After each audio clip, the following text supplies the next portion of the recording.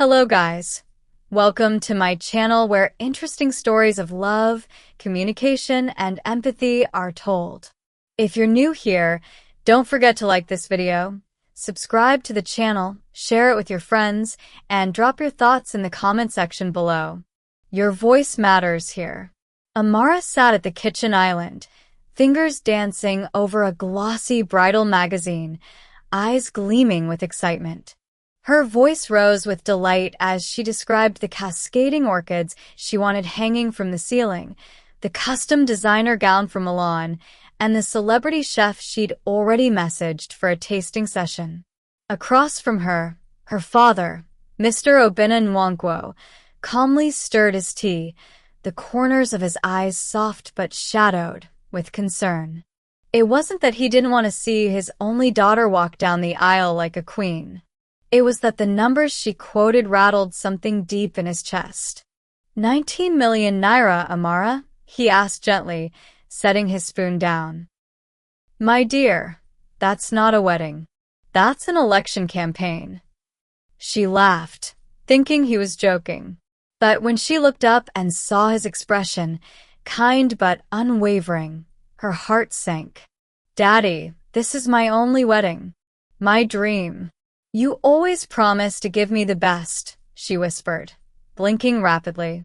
I promised you love, stability, and wisdom, my baby, he replied. Not luxury that burns through our future. The moment hung between them. Amara clenched her fists beneath the table. She couldn't believe it. After all these years of watching her friends have lavish weddings, of waiting her turn with patience, her father was backing out. The man who once bought her a pink tricycle just because she cried in a mall now said no. He stood and walked over to her, placing a gentle hand on her shoulder.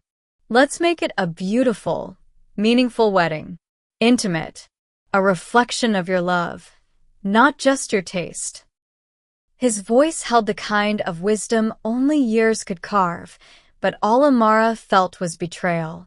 The days that followed were full of clipped conversations and tense silences. Her fiancé, Jide, tried to play mediator. Amara, maybe he just wants what's best, he started, but she wasn't listening. Her world had tilted. Her dream had cracked.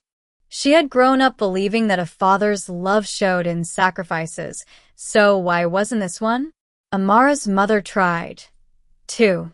Your father adores you, she said, smoothing her daughter's hair like she was 5 again. He's just cautious. He has his reasons. But the caution, to Amara, felt like control. A test. A refusal to trust her with her own happiness. And that seed of resentment took root in her chest. She scrolled through Instagram that night, heartburning as she watched a former classmate post clips from a private island wedding in Seychelles. The caption read, "When Daddy says yes to forever." The comment section was flooded with heart emojis and envy. Amara slammed her phone down and sat upright. The idea came to her suddenly. A dinner. A fancy one. She would invite her father and the rest of the family under the pretense of a bonding night. Then, she'd confront him softly, but publicly. Not to embarrass him, no. Just to remind him. To shake him into action. She told her siblings it was just a treat for Amara, being generous. Her tone was cheerful enough to be convincing. Even her mother looked surprised but delighted. That's lovely, darling. We could all use a happy evening. She booked a table at Zuma Lounge, a rooftop spot that overlooked the city's glittering skyline. Everything was set. The lighting, the music, the wine selection. She wore a fitted red dress and soft curls. Not too dramatic. Just elegant enough to look like the daughter of a man who should say yes. As they gathered that evening, the atmosphere was light. Her father laughed heartily at a joke her younger brother made. Amara watched him, and for a second, her resolve faltered. He looked so calm, so unaware of what she had planned. Dinner was halfway done when she cleared her throat and stood. Her voice trembled as she raised her wine glass.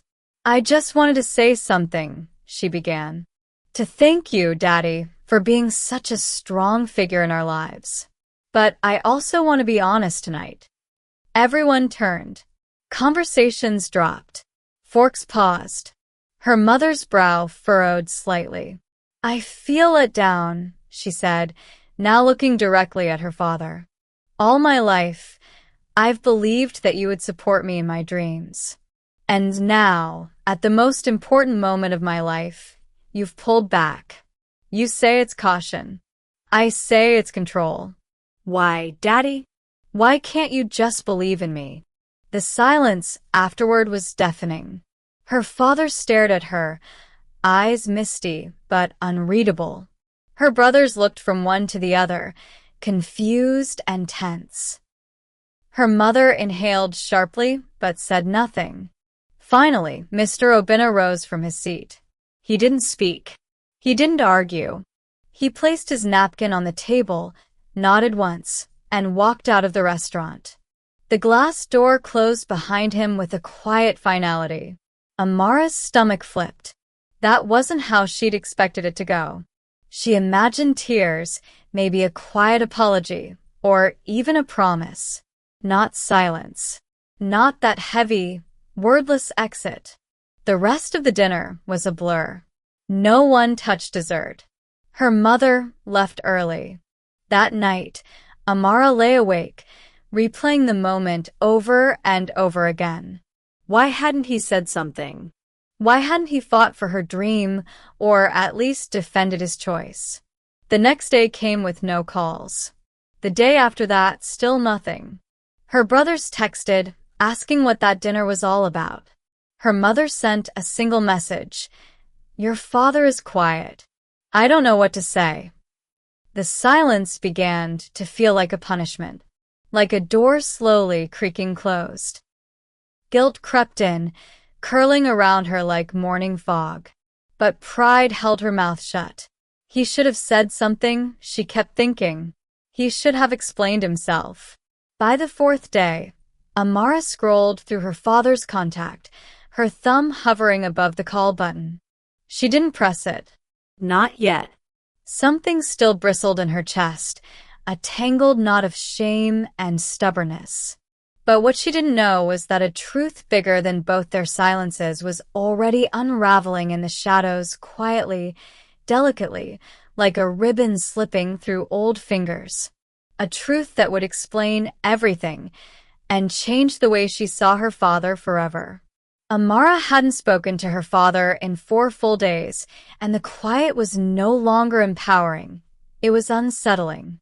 Her phone stayed within reach at all times, even during showers.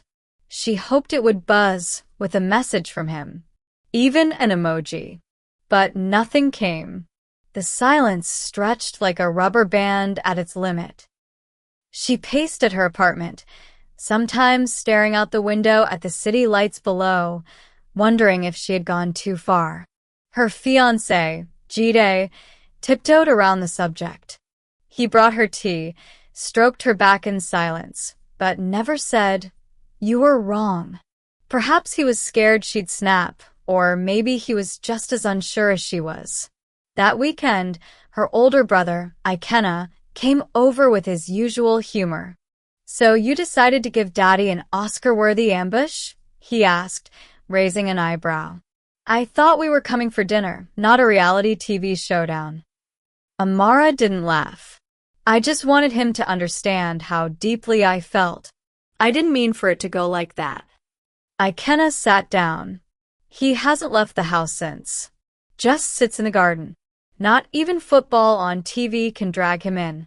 That's how I know he's hurt. Deeply." The words landed hard. Mr. Obinna wasn't the type to sulk or brood. He was a doer, a fixer. The idea of him sitting quietly in a garden while the world spun on was more disturbing than 100 angry texts.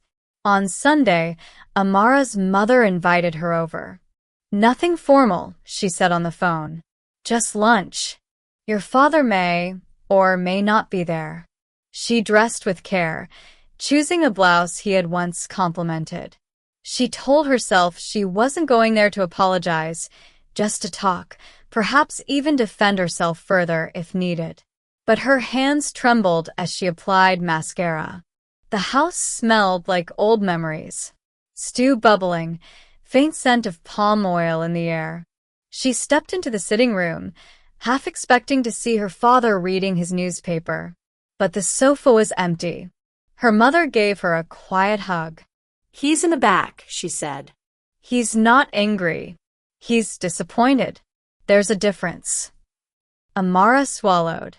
That word disappointed stung more than angry ever could. She stepped into the backyard where the orange tree still stood. Her father sat on the cane chair beneath it, hands folded across his lap, staring into nothing. He didn't move as she approached. "Daddy," she said softly. He turned his head slowly, meeting her eyes. There was no fire, no fury. Just a quiet sorrow that made her feel like a child again. "I'm sorry," she whispered. He nodded, just once, then gestured for her to sit beside him. The silence between them was loaded, not with hostility, but something heavier regret. "I didn't want to hurt you," she said, staring at her shoes. "I just wanted you to see how important this wedding is to me." "I know it's important," he said after a while. "But your idea of importance is different from mine. I see a future. You see a day." She looked up, blinking. "But I wanted that day to be special. I wanted to be proud." "You thought pride came from chandeliers and celebrity chefs?" he asked gently. "Amara, my pride is in seeing you happy and secure, not in how Instagram sees your wedding." Her shoulders slumped. Tears pooled in her eyes. "But everyone's watching. Everyone's expecting." He turned toward her now. "And when did everyone start living your life for you?" That question clamped her mouth shut. They sat there, dusk creeping in. Eventually, her mother brought them juice and quietly slipped away. The conversation turned. They spoke of her childhood, of his own wedding to her mother, which happened in the rain under a makeshift tent. "Your uncle fell into a puddle carrying the cake," he said, chuckling. "And your mother still says it was the happiest day of her life." They shared a quiet laugh. For a moment, things felt less broken. But Amara couldn't ignore the ache still lodged in her chest. The wedding, the dream, it still mattered. Even if her approach was wrong, her desire wasn't. And yet, something in her father's eyes told her he wasn't just being stubborn. There was something more. The next week, Amara went over again. This time, her father was indoors, watching an old comedy. They shared a meal, laughed over old stories, but something inside her buzzed with curiosity. The more she thought about it, the more she realized he hadn't refused out of coldness. There had been something oddly protective about his silence. Later that night, she mentioned it to Jide. "Do you think my dad knows something? About us?" Jide looked startled. "Like what?" She hesitated. "I don't know. Maybe something about you. Or maybe something about our finances." He fidgeted. "I mean, your dad did call me last month. Wanted to know if we were taking any loans or financial risks. I told him no, but I was planning to handle a few things quietly. Maybe he found out." Amara's brows shot up. "Handle what?" Jide looked away. "Some old business debt. Nothing serious. I didn't want to stress you with it." Her heart thudded. She felt a chill run through her. Suddenly, her father's refusal, his gentle firmness, the way he had avoided lashing out at dinner, all of it started to form a puzzle. "What if," she whispered, "what if he used the wedding fund for something else? For something good?" The idea bloomed in her chest like a fragile flower. She needed to know. She had to know. The next day, she visited again, pretending to drop off some pastries. Her mother was in the garden. Her father was at the dining table, reading something. She approached cautiously. "Daddy, I want to ask something, and I need you to be honest." He didn't look up. "Always. Did you use the wedding money for something else?" A pause. Then, he slowly folded the paper, set it down, and met her gaze. "Yes." Her breath caught. "Why?" she asked, voice shaking. He sighed deeply. "Because Jide owed people. And I didn't want your marriage starting with threats and secrets." He didn't know I knew, but I did. I cleared it quietly. "So you two could start fresh." "So your wedding could be about love, not looming shadows." Amara couldn't speak. Tears spilled from her eyes before she could stop them. She covered her mouth, her heart aching with shame and awe. "You should have told me," she whispered. "You would have stopped me," he replied softly. She collapsed into his arms, sobbing. "I thought you didn't care. I thought you didn't believe in me." He held her tight. "I believe in you so much that I let you hate me for a while." And in that moment, all her pride shattered. All the confusion melted away. Her stubborn, quiet, loving father had been protecting her all along. Not from a low-budget wedding, but from a shaky foundation. As she sat there in his arms, the world shifted. Her heart opened. The pain and guilt swirled into something new. Later that night, she curled up with her journal and wrote only one line: "Love doesn't always speak loudly. Sometimes it whispers and waits." The morning after their emotional talk, Amara awoke with swollen eyes and a sense of softness she hadn't felt in weeks. For the first time since the dinner, her heart felt unclenched. The resentment, the frustration, it all seemed like fog lifting from a long, cold morning. But with clarity came shame, sharp and unforgiving. She had accused him in public, embarrassed him in front of his own family, when all he had done was protect her from a storm she didn't even know was brewing. She sat quietly at her dining table, sipping lukewarm tea.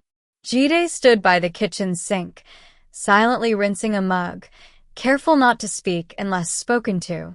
The air between them was heavy. He had heard every word her father said the night before. "You could have told me," she said suddenly, voice low but direct. Jide turned slowly, towel in hand. "I know. I was trying to fix it. Quietly. I didn't want you to worry." She studied him, really studied him, for the first time in weeks. This wasn't a bad man. Just a scared one. Trying to impress her.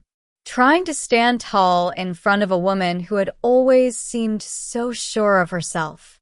But in hiding his troubles, he had invited her father to take his place in protection, and that, unknowingly, had cost her something deep. "I don't blame you," she said. "But we can't build a marriage with secrets. Not like that." Jide exhaled and nodded. "I know. I'm sorry." Their conversation that morning was long. Raw. Honest. For the first time, they spoke about debt, savings, wedding expectations, and even the kind of life they both wanted after the vows were said. It was uncomfortable. It was vulnerable. But it was real. Days passed slowly after that. Amara stayed away from her family's house, giving space not just for herself, but for her father too. She didn't want to return with a rushed apology or a box of store-bought forgiveness. No, she wanted to come back with something sincere, thoughtful, restorative. She began writing a letter. The kind with no bullet points, no dramatic flourishes, just her words, unfiltered. Each night, she added a few more lines. Sometimes she scratched whole paragraphs out. It had to be right. Meanwhile, the family group chat had gone quiet. Her brothers posted memes occasionally, but no one dared mention the dinner. Her mother sent a few forwarded prayers, the kind with glittering doves and verses in bold text, but never said anything direct. She knew they were all waiting for resolution, watching her next move. One evening, she visited her mother unannounced. The older woman opened the door and gave her a tight, warm hug like breath being released after days of holding it. "I've been praying you'd come," she whispered, hand resting on Amara's cheek. They sat and talked, woman to woman, not just mother to daughter. Her mother shared stories Amara had never heard before about the early days of marriage, when Obinna was still a civil servant and they had barely enough to eat. How he once sold his radio to pay for baby formula. How she once pawned her wedding ring to cover rent. "It's not the grandeur that matters, baby," her mother said. "It's the grit. The quiet sacrifices. That's what carries love through the dry seasons." Amara held her mother's hand tightly. She understood now. She truly did. The next day, she put on a simple dress and went to her father's house. She didn't bring the letter. She didn't need it anymore. She walked into the living room, heart pounding, to find him playing chess alone. He looked up. "Ah, my champion has returned." She smiled weakly, cheeks already damp. "I don't even know where to start." He gestured to the chair across from him. "Start with the bishop. I've been waiting to lose." They played in silence for several minutes, the clink of wooden pieces the only sound between them. And then, mid-game, Amara spoke. Not with rehearsed lines. Just the truth. "I was wrong. And selfish. I thought you were trying to control me, but all you were doing was carrying my burden." Obinna looked at her, eyes tender. "Sometimes love doesn't look the way we expect." "I see that now," she whispered. He reached across the board and took her hand. "You've always been my treasure. And sometimes, treasures are protected in silence." She choked on a sob, nodded, and squeezed his hand back. Later that evening, the family gathered again, this time in the same living room where they had once shared bedtime stories and birthday cakes. Her brothers were there, lounging in familiar corners, teasing each other with ease. Her mother brought out jollof rice and fried plantains. As they ate, the atmosphere slowly warmed into something new, something hopeful. Then, her father cleared his throat and said, "Your sister has forgiven me, and I've forgiven her. Now, let's celebrate love, not the kind with spotlights, but the kind that endures." There was a collective cheer. Ikenna raised a glass of malt.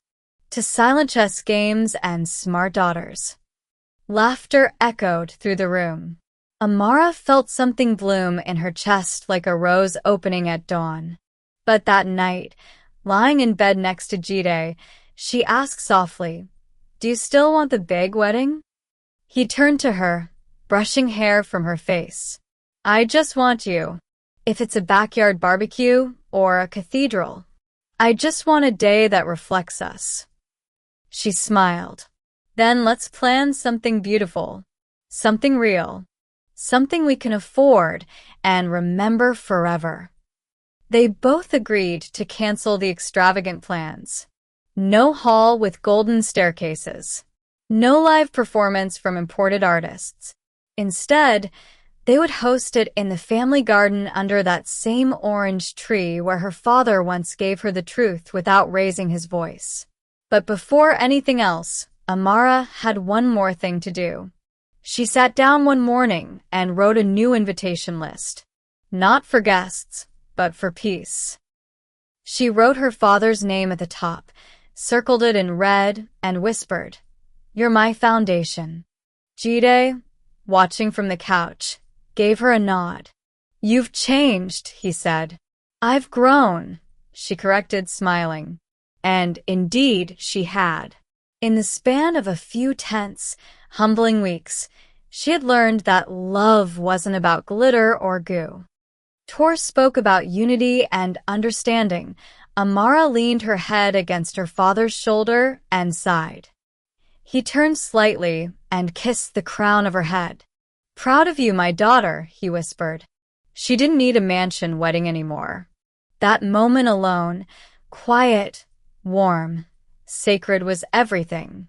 The decision to host a modest wedding under the orange tree brought a kind of peace Amara didn't know she needed. Her shoulders, once heavy with expectation and ego, felt lighter as the days unfolded. But in the stillness, she began to reflect deeper on her father's choices, his silence, and most of all, his sacrifice. Something still tugged at her thoughts, soft but persistent. Why hadn't he told her? Why did he choose to suffer her public accusation rather than simply say, "I'm using the money to help Jide"? One evening, she found herself in his study, looking through old family albums. It was a quiet space, lined with books and memories.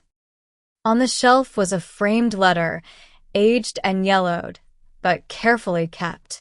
She leaned in to read it.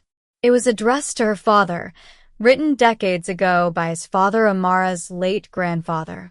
The words trembled with ink and wisdom. "A good father protects even when misunderstood. Let your children be angry, but never abandoned. Let them speak their truth, but never let them drown in it. One day, they will thank you for the silence you endured." Amara's chest tightened. She sat down and traced the edges of the frame, eyes wet. Her father wasn't withholding out of pride. He was following a legacy of quiet strength. She heard footsteps behind her. It was him. "You found Papa's letter," he said softly. She nodded. "I think I understand you now more than ever." Obinna walked in, hands clasped behind his back. He didn't speak for a while. Then he sat beside her. "When I found out about Jide's debts, I didn't know what to do at first. I was angry, disappointed, but I'm also afraid." "Afraid?" she asked, surprised. "Yes," he said. "Afraid that you were marrying someone who couldn't protect you, who would bring trouble to your doorstep."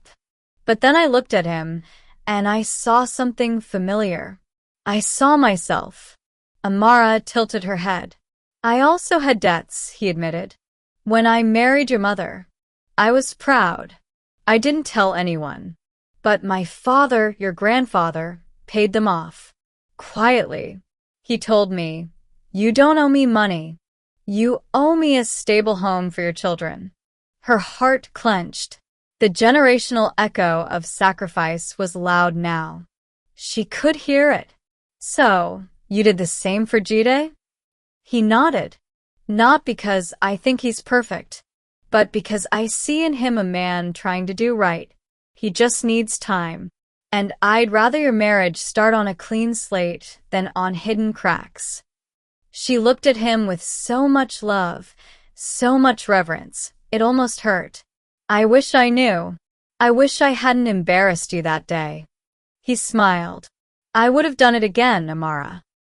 Take your fire and swallow it whole, because that's what fathers do." She threw her arms around him. "Thank you," she whispered. "Thank you for loving me even when I was impossible to love." He kissed her temple. "You were never impossible, just overwhelmed and passionate. That passion will serve you if you learn to temper it with listening." In the days that followed, Amara's respect for her father grew into something new. Not just love, not just admiration, but a quiet awe. He was a man who didn't need applause to be good.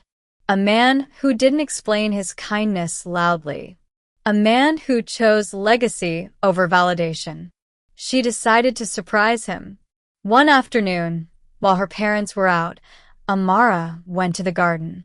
With the help of Jide and her brothers, they decorated the orange tree with soft fairy lights and paper lanterns. Beneath it, they placed a long wooden table, the one her father built years ago, cleaned and polished like new. Her mother gasped when she saw it. Her father stood frozen at the entrance of the backyard, eyes flicking from light to lantern to table. Amara stepped forward.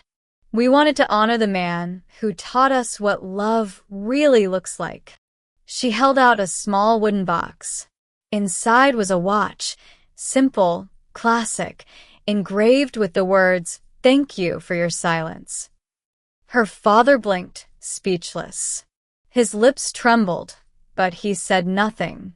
He simply opened his arms, and the entire family rushed into a group hug that would have lasted forever. That evening, they shared stories under the lights. Stories of childhood, of failures, of victories, and of moments that could have broken them but didn't. They laughed about the time Amara tried to cook rice at age 10 and serve it half raw. Or when her brother wore mismatched shoes to school because her father was too sleepy to notice. I still get teased for that. Ikenna grinned. And you'll keep getting teased, their father replied, chuckling. Amara sat quietly for a moment, looking around. Everything she had once wanted in chandeliers and ballrooms was right here, wrapped in voices, laughter, and light. But the surprises weren't over. 2 weeks before the wedding, Jide brought her an envelope. "Your dad gave me this before I proposed," he said, scratching the back of his neck. Amara opened it. Inside was a letter in her father's handwriting. "If you marry her, you marry us. This family. It's legacy. It's love. We are not perfect, but we are rooted. Protect her, even when she fights you. Listen to her, even when she doesn't make sense. She is my life's greatest gift. Handle her with care." Tears filled her eyes. "He gave you this before I even said yes?" Jide nodded. "He made me swear I wouldn't read it aloud unless you forgave him." She laughed through her tears. What a man! Her father hadn't just protected her from Jide's mistakes, he had also helped Jide grow into a better man. The kind who understood transparency. The kind who didn't hide from conflict. The kind who honored her family as his own. On the morning of the wedding, the sky was gentle. No rain. No harsh sun. Just a soft golden hue bathing the garden. Amara wore a simple white dress, fitted at the waist, with lace sleeves that brushed her skin like whispers. Her father walked her down the aisle just 20 paces between the house and the altar under the orange tree. But to her it felt like walking through time. He leaned in and said, "You are the woman I prayed for. Now go be the wife you were raised to be." She nodded, eyes glistening. "And you are the father I didn't deserve." Jide waited at the altar, teary-eyed. Their vows weren't long. They didn't need to be. Every word was anchored in weeks of truth, vulnerability, and love forged in quiet spaces. When the officiant declared them husband and wife, the cheer that erupted from their family would have shaken the city. Later, as music played and guests danced barefoot in the grass, Amara sat with her father, both watching the glow of paper lanterns above them. "Daddy," she said, resting her head on his shoulder. "Thank you for showing me that love doesn't have to be loud to be real." He chuckled softly. "Remember when you used to think the louder someone clapped, the more they loved you?" She laughed. "Yes. And I'd beg you to clap louder at school plays." He grinned. "Now I know you don't need applause. You just needed understanding." And she had it now, in full. The days after the wedding felt like living in a warm dream. There was no grand hotel or exotic island for their honeymoon. Instead, Amara and Jide spent the first week of marriage in a quiet cabin near Obudu, surrounded by thick green hills, long walks, and the sound of their laughter echoing in a place where no one asked for photo ops or hashtags. It was perfect, not because everything was flawless, but because it was real. Every moment, every soft word, every shared silence unfiltered, unforced. Amara finally understood what her father meant when he said, "A day doesn't build a marriage. Every day does." On their third night, as they sat around a bonfire crackling under the stars, Jide turned to her and said, "I've never felt this peaceful." She smiled. "Me neither. I used to think peace came after achievement, after approval. But I was chasing noise." He leaned in and kissed her forehead. "And now you know where peace really lives." "In understanding," she whispered. When they returned to the city, it wasn't the traffic or the buzz of billboards that caught her attention. It was the small things of children laughing as they walked from school, market women joking loudly as they arranged tomatoes, a mechanic wiping sweat off his brow with the corner of his shirt. Life was happening as usual, but Amara saw it differently now through the lens of grounded joy. One afternoon, she stopped by her parents' house. Not to say anything specific, just to sit, to breathe the air of where it all began. Her mother welcomed her with a steaming bowl of yam porridge, and her father sat beside her in his wrapper, as though no storm had ever passed between them. They watched a family game show on TV. Amara found herself laughing with him at silly answers and rolling her eyes when he shouted answers before contestants did. "Daddy," she said between laughter, "you should go on that show one day." He chuckled. "Only if you're on my team. Your mother will disqualify us before we even start." She smiled and rested her head on his shoulder again. That small action, once foreign and tight with tension, had now become a regular gesture of affection. Comfortable. Whole. Later that week, Amara visited the garden again. The orange tree stood tall and proud, lantern strings still swaying faintly in the breeze. She touched its bark gently, like greeting an old friend. And that's when she decided. She wanted to do more than just remember this chapter. She wanted to immortalize it. So she started writing.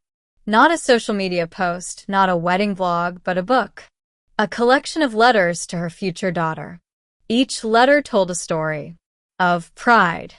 Of misunderstanding. Of forgiveness. Of the man who taught her that silence can be love, and that confrontation doesn't always bring clarity sometimes.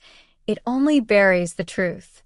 She titled the collection, "The Wedding That Saved Me." Word spread. People began requesting excerpts. Her siblings shared it with their friends.